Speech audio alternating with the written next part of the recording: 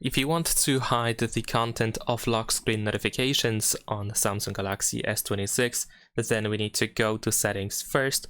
Next, we need to scroll down a little bit and choose notifications. And after that, you should be able to find hide content while locked. This option might be available if you have screen lock password created or if you have the lock screen in general.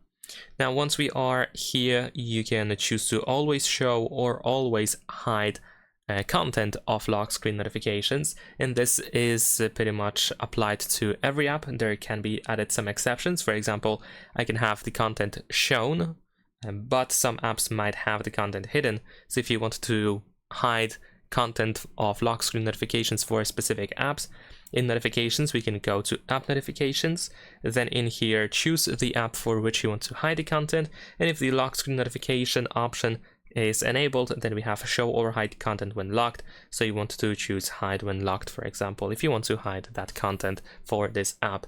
Leave a like and subscribe.